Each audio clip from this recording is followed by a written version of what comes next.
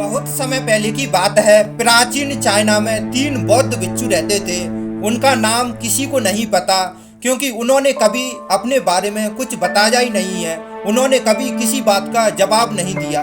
बस चीन में उन्हें 3 हंसते हुए भिक्षुओं के नाम से जाना जाता था। वे सिर्फ एक ही काम करते थे।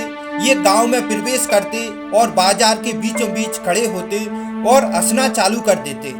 वे अपने पूरे असीतत्व के साथ हंसते और अचानक लोगों का ध्यान उनकी तरफ खिंचा चला आता और धीरे धीरे उनके चारों तरफ एक बहुत बड़ी भीड़ इकट्ठा हो जाती।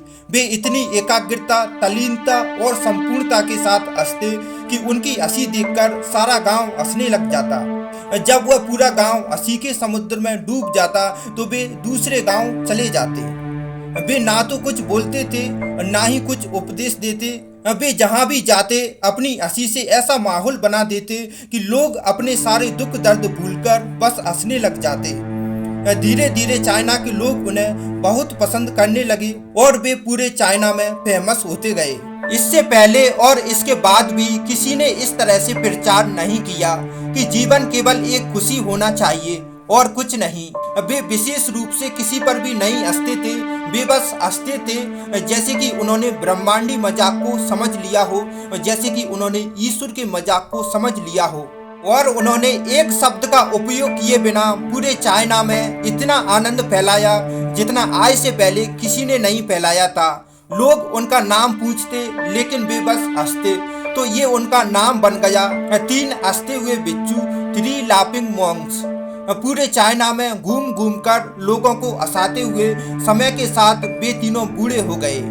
और एक रात जब वे एक गांव में ठहरे हुए थे तो उन तीनों में से एक भिक्षु की मौत हो गई, जिससे पूरा गांव दुखी होता है और पूरा गांव बहुत ज्यादा उम्मीद कर रहा था जब उनमें से किसी एक की मौत हो गई होगी तो बाकी 2 जरूर रोएंगे।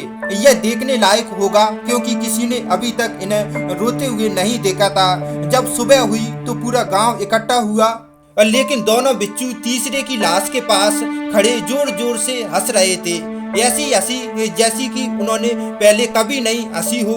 गांव के कुछ बड़े बुजुर्गों ने उन्हें समझाने की कोशिश की कि यह आपका साथी था और इसकी मृत्यु पर आपको हंसना नहीं चाहिए।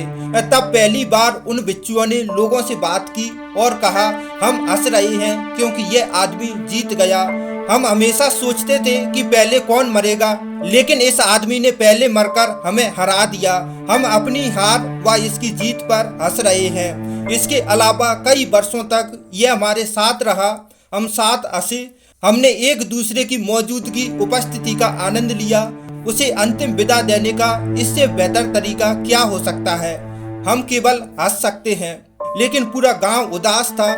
जब मृत भिक्षु के शरीर को अंतिम संस्कार के लिए चिता पर लिटाया गया तो सारे गांव वालों को एहसास हुआ कि शेष 2 भिक्षु केवल मजाक नहीं कर रहे थे, वह तीसरा जो मृत था वह भी हंस रहा था। चीन में यह प्रथा थी, जब एक इंसान की मृत्यु हो जाती तो उसके पुराने कपड़े उतारकर उसे निला धुलाकर उसे नए कपड़े पहना दिए जाते थे।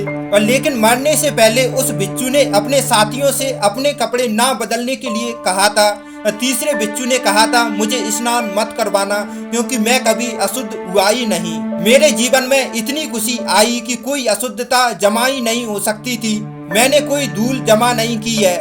हंसी हमेशा जुगा और ताजा होती है, इसीलिए मुझे निलाकर मेरे कपड़े मत बदलना। जब तीसरे भिक्षु के शरीर पर आग लगाई गई तो गांव वालों को पता चला उस भिक्षु ने मरने से पहले अपने कपड़ों में पुराने चीनी पटाखों को छिपा रखा था, जो आग लगाने के बाद फटकर आसमान में रंग बिरंगे कलरों में फैल गए। और यह देखकर एक बार पूरा गांव जोर जोर से हंसने लगा। तो इस तरह वह तीसरा भिक्षु मरने के बाद भी सारे गांव वालों को हंसा गया। यह देखकर शेष दोनों भिक्षुओं ने कहा, चालाक आदमी, तुम मर चुके हो, लेकिन तुमने हमें एक बार फिर हरा दिया। तुम्हारे द्वारा गांव वालों के चेहरे पर पैदा की गई यह खुशी आखिरी हंसी थी।